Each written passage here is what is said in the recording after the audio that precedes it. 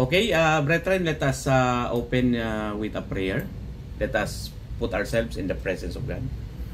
Great Architect of the universe, thank you, dear Father, for this day that we have gathered us together once again in this quarry. Thank you, Lord, for taking care of us throughout the whole Yuletide season, through Christmas and New Year. Thank you for giving us the clarity of mind to be considerate of our body and mind when it comes to partaking of the celebrations. And thank you for bringing us to this point in time, dear Father, that we are once again gathered, ready to receive the lessons that you have prepared as our spiritual food. Thank you for these men and masons gathered in this room. And we pray for your divine presence, that you may guide us once again, dear Father, in our aspiration to learn more about you. Thank you, Lord, and all this we lift up to you in the name of your almighty Son, Jesus Christ. Amen. So mote it be. So mote it be. So good evening and good morning kay Kuya Mike. Good evening sa mga brethren natin this side of the world.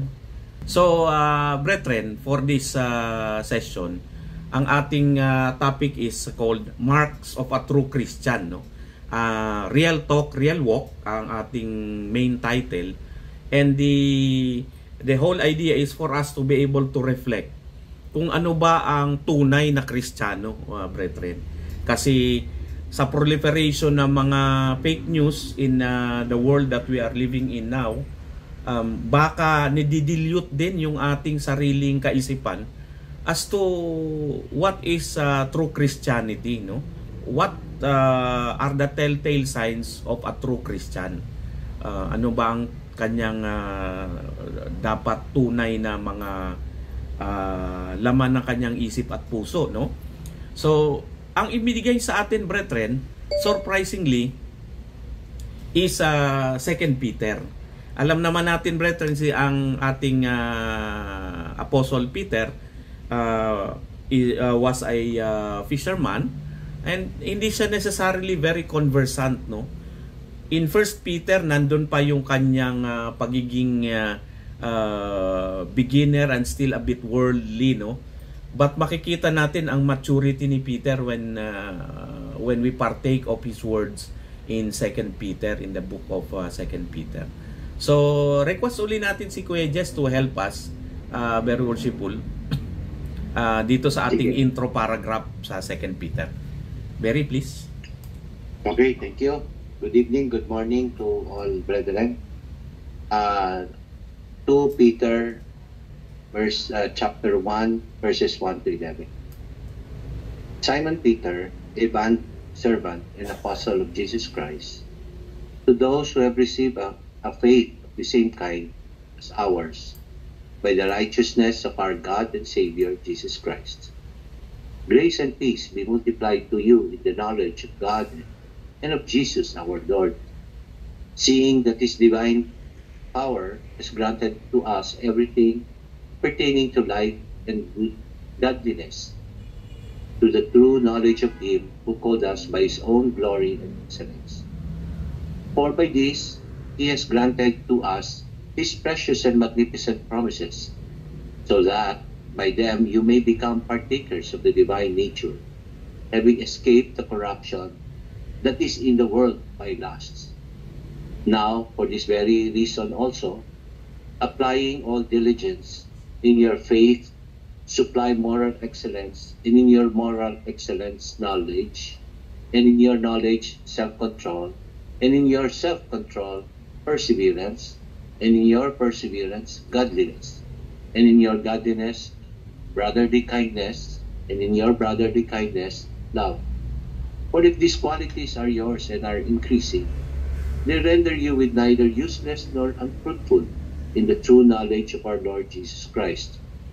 For he who lacks these qualities is blind or short-sighted, having forgotten his purification from his former sins.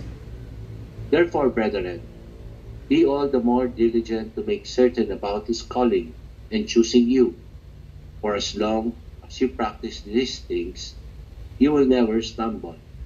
For in this way, the entrance into the eternal kingdom of our Lord and Savior Jesus Christ will be abundantly supplied to you. Ayun. Thank you, Kuya Jess. Thank you. Narinig natin, brethren, binalangkas ni Peter for us, no? Ang sabi niya, grace and peace be multiplied to you in the knowledge of God and of Jesus Christ. So parang ang sinasabi niya, yung kaalaman natin, our knowledge, the extent of how we understand our Lord is what will bring us to that certain level of contentment and happiness as a Christian, no? Grace and peace, no? I'm sure all of us in this room would have had bouts of kaguluhan ng isip, no? Sometimes we get overwhelmed by the troubles that the world bring us. And in these moments, parang we are grasping for answers. Bakit ganito? Anong gagawin ko? And Peter is basically saying, yung peace of mind mo, in fact, you can have that in multiple ways, no? Multiplied many times if you have that knowledge. And of course, hindi tayo binitin ni Apostle Peter doon. He continued to supply to us some sort of a journey, no? Binalangkas niya yung journey. Sabi niya, now for this reason also, applying all diligence in your faith. So, ibig sabihin, you take off from faith, and your faith will supply your moral excellence. And in your moral excellence, knowledge. And in your knowledge, self-control. And in your self-control, perseverance. And in your perseverance, godliness. And in your godliness, brotherly kindness. And in your brotherly kindness, love. No? Ang galing na ni Peter, no? Imagine you're hearing this from a fisherman. So, again, brethren, taking off from faith. From your faith, nagkakaroon ka ng moral excellence because when you are trusting the Lord, you are also imbibing yung attitude that you will keep yourself clean, no? So yung morality mo will improve your sense of morality. And then napupunta ka sa reading more materials or listening to the preachings, attending Bible studies, reading your daily devotion so that you're acquiring more knowledge, no? Kung ano ba talaga ang will ni Lord para sa iyo. And as you understand more yung will ni Lord, nagkakaroon ka ng self-control. Pagdating dito sa self-control, medyo dadigress lang ako ng konti, brethren, kasi meron akong maliit na bagay na natutunan na pala ma-share ko rin sa inyo. Pagdating daw sa self-control, ang talagang pinakamabisa para makontrol mo ang sarili mo and not do anything na magiging immoral o makakasama sa katawan mo or makakasama sa kapwa mo, kasi question natin yan eh, paano ba natin makokontrol ang sarili nating desires and passion and tendencies, no? When you are trying to control something, halimbawa, ako, ang problema ko, pagkadating ng alas 12 ng gabi, brethren, nagugutom ulit ako eh, no? Kaya parang gusto ko na naman kumain, so tinatanong ko minsan kay Ating, ano bang meron tayo sa rep? Di, parang naisip ko, ang hirap i-control eh, kasi pag binanggit na ni Ating yung, meron tayong ganito, parang masarap tikman yun na. Ayun, no? Kaya naiipon sa tiyan ko, no? Sa pabigat ako ng pabigat. Pero itong Yuletide season, medyo nakapag-control ako dahil dito, brethren. Apparently, when you want to control something, ang idea natin as persons, we are giving something up. Di ba? Kaya para bang, wag mo nang kainin yan, wag ka nang mag-extra niyan. Wag mo nang inumin yan. We think we are giving something up, kaya hirap tayo. Pero ang sabi niya, if you have a mindset aligned with what Peter is saying, if you have a mindset that you are actually lifting that thing up to the Lord, madaling i-give up na. Kasi para kay Lord eh. Halimbawa yung extra cake, Lord, hindi ko nakakainin to, i-lift up ko na lang para sa'yo. Madali kang ma-empower ng Holy Spirit. Kasi pasok si Lord sa usapan. Hindi ikaw at yung cake ang nagtatalo. Kasama si Lord sa kwento. Kaya pagkasama na si Lord, you are empowered by the Holy Spirit. No? So ito, brethren, yung digression ko about self-control. But Peter is saying, when you have self-control, it will lead to perseverance. And your perseverance will lead to godliness. And godliness to brotherly kindness. And brotherly kindness will lead to love. Imagine that chain of things that will happen to you from faith that eventually leads to love. No? Kung mapapansin natin, brethren, yung umpisa, taking off from faith, yung moral excellence, knowledge, ang impact nito parang you are building on yourself, on your own capabilities, no? Kailangan may moral excellence ako, kailangan may knowledge ako, kailangan magka-self-control ako, kailangan magka-perseverance ako. But after perseverance, mag-uumpisa na yung reflection ng karakter. Pagtawid mo from perseverance, biglang godliness na. Hindi na yan effort, kundi reflection na ng pagkatao mo. Nag-transform ka na, kapatid. Godly ka na, from godliness to brotherly kindness. Reflection, ang kindness, hindi mo yan pinaghihirapan maging kind eh. Reflection yan ng kung sino ka na. Nagiging kind ka. And brotherly kindness leads to loving. No? So yung last three is more of a reflection of what you have become. Ito yung pinupoint sa atin ni Peter. But then he said, for he who lacks these qualities is blind or short-sighted, and have forgotten his purification from his former sins. Pagka hindi natin na-achieve ito, yung qualities na to, it only means nakakalimutan natin ang halaga ng sacrifice ni Lord sa cross, which purified us from our sins.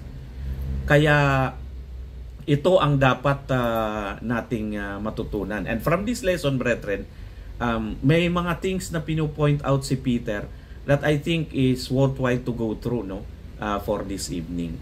There is a genuine search for the real and authentic in a time where fakes proliferate in this world. And kalimitan yan, brethren, nakikita natin ang peke sa labas. Fake news ika yan. Fake na Adidas yan. O fake na ganito yan. Nakikita natin.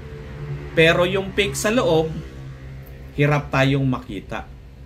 Ang fake sa loob, brethren, dinidescribe nitong word nito, hypocrisy. No? Kaya magandang nakakapag-reflect tayo, nagiging ipokrito ba ako pagdating sa mga bagay-bagay? Kasi baka naman nagpe-pretend na lang ako na ganito ako, pero in reality hindi. Ipokrito or hypocrite, no? So ito rin ang point ni Peter, that there are certain things in the world that will make us lose our real Christianity. Ay sadyan yung ating hypocrisy. Ito pa binanggit niya, brethren, affluence. Di ba may sinasabi na blessed are the poor because they will inherit the earth? Kasi ang poor, brethren, sa limitadong simple nilang pamumuhay, wala silang excesses, walang nakakatanggal ng kanilang konsentrasyon sa pagiging Kristiyano. Whereas those who are actually affluent, they're able to afford many things that can take away their attention from God, no? And from their own Christianity. Kasi afford mo ng ganito, afford mong bumili ng Tesla, no? The moment bumili ka ng Tesla, gusto mong imaneho. Nakalimutan mo linggo, araw ng sama sa mga kapwa Kristiyano at pakikinig ng aral, no? Pero because of that affluence, it takes you away. So, yan din ang isang caution ni Peter. And pleasure, of course. When we encounter things that are pleasurable, we tend to prefer that over our time with the Lord. So, ito yung mga dapat things that we should watch out for. Hypocrisy, affluence, and pleasure. So, how can we be real Christians? Ang ginawa ni Peter, brethren, he used the word remember at least 13 times. Remember, brethren, puro ganun ang salita ni Peter. So, he was trying to stir up our minds by way of reminding us that we must be true Christians. Unang-una, dinescribe niya yung sarili niya in the early part, no? That he is a bondservant. Isa ito sa makakapagpadikit sa atin, brethren, sa ating pagiging Kristiyano, if we look at ourselves as bondservants. When we say doulos in Greek, no, the way that that Peter used the word doulos as bondservant, maraming klaseng servant, no? Merong servant na yung kung paano natin nakilala yung ating konsepto ng servanthood dito sa Philippines, which is kasambahay. Ang kasambahay, may sahod, pwedeng umalis, pwedeng mag-resign, pwede mag-demand ng TV time at saka day off, di ba? Pagka minura mo pwede lumayas. Yun ang isang type of servant. But when you say bond servant, kahit mo murahin, gulpihin, walang sahod, hindi pwedeng umalis by force of law. Yan ang bond servant. And Peter described himself as that, no? So kumbaga pinakamababang klaseng servant. Because according to him, he was already purchased by God through the blood of Jesus Christ. And we should actually look at ourselves as that. Believers are bondservants to Christ. We are slaves to Jesus, and our whole goal in life is to please our Master. The more we walk with God, the more we will live for His glory and His pleasure alone. And that is how rich our salvation is. Because grace and peace can be multiplied in us based on our true knowledge of our Savior.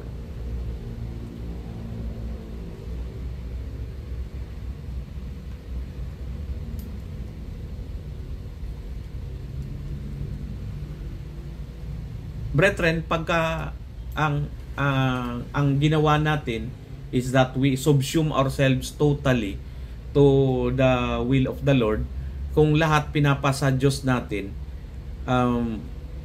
we are supposed to experience the divine power of our Master, no? He will fulfill all His precious and magnificent promises. Kasi kung ipinasa Diyos mo na lahat, kumbaga as a bond servant, sinabi mo na, Master, lahat ng pagkilos ko, yung kung ano lang ang gusto mo.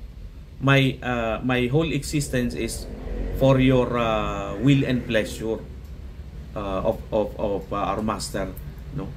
And of course, yung mga provisions, because hindi mo na priority yung to provide for yourself, siya na ang magpo-provide sa'yo. The Master will provide. Ito yung richness na dinidescribe ni Peter. Pero, to be able to tell, brethren, kung tayo nga ay already have gone through that series of or that process that was described by Peter, no? We can only be sure that we are going through, at least kung hindi pa man tayo nakarating sa dulo ng proseso na dinescribe ni Peter as read by Noble Jess kanina.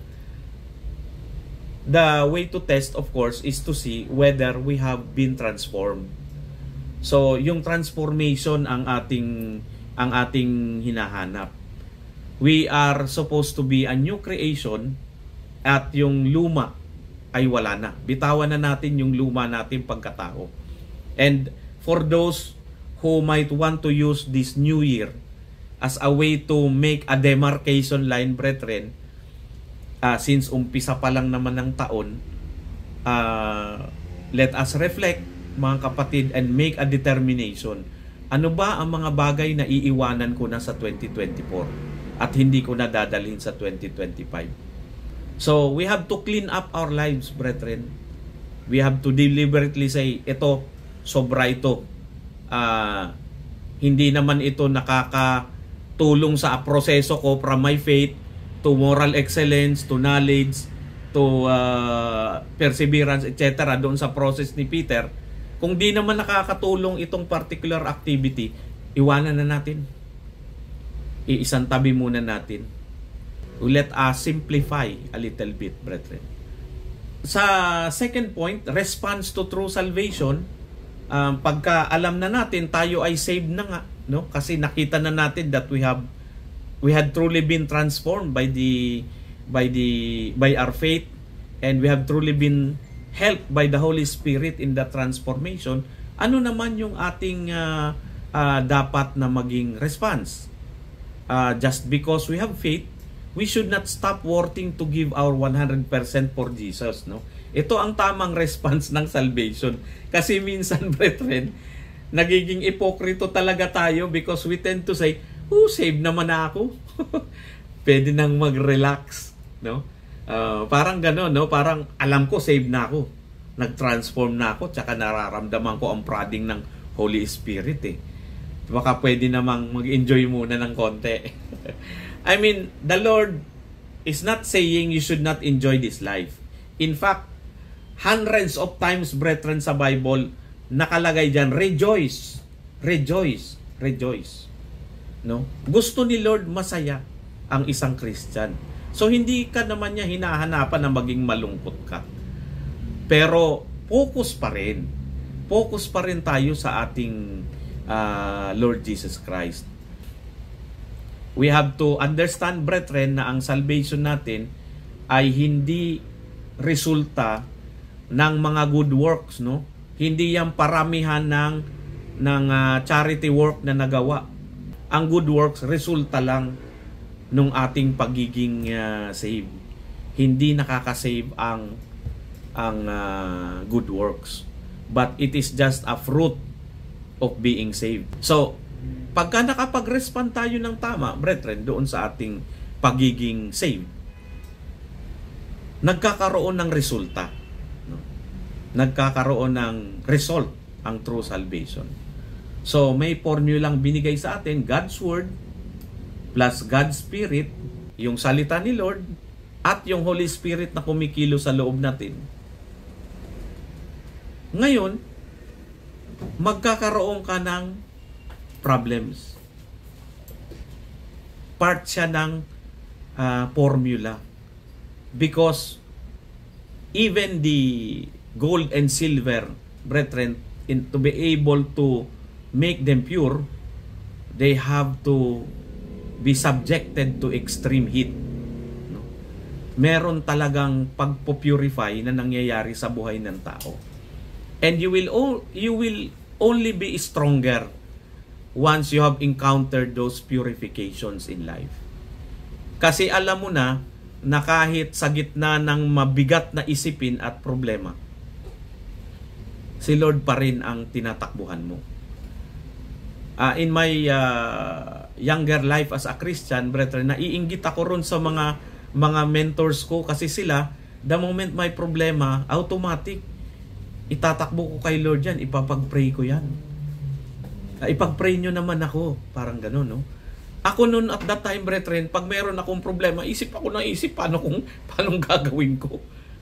Na-realize ko, bakit ko ba sinusulo ito? Anong kakayahan kong ayusin ang mga problema ng buhay? Ako lang ito. Sobrang bilib ko naman sa sarili ko. Naisip ko, si Lord nga pala, nandyan naman. At si Lord naman ang talagang tunay na mayroong control ng bagay-bagay sa buhay natin. So why not lift it up to the Lord? So now, pag mayroong problema, Lord, takbo kay Lord. So it's part of that formula. Because we end up becoming more prayerful. No? Once we have learned to run to the Lord when we have challenges in life. And then we become more capable of a deeper kind of worship. At ang sabi ni Peter dito, brethren, yung binasa ni Berinovs kanina, we will become neither useless nor unfruitful. Gustuhin man natin o hindi, we will be useful to the Lord. Gustuhin man natin sa hindi, magbubunga tayo. Hindi maaaring hindi magbunga ang isang tunay na Christian. So, at the end of the day, as we hear also in Freemasonry, brethren, itong Matthew 25 verse 21, this is what we all aspire to hear as Christians and especially as Christian Masons. When we meet the Lord, to hear these words that says, "Well done, thy good and faithful servant. Enter thou into the joy of thy Lord." Pero brethren, in reality, biblically speaking, itong "well done, thy good and faithful servant," idinudugtong na agad yung "enter thou into the joy of thy Lord." Merong phrase ito in between na hindi ko sasabihin ngayon para basahin nyo sa Matthew. Meron ito. It's an affirmation from the Lord. There ends our lesson for this evening. I hope na yung proseso na dinescribe ng ating Apostle Peter would resonate in our lives as Christians as a process that we have to go through, no? Pero ang dulo ay napakaganda. It's brotherly kindness that leads to the agape kind of love.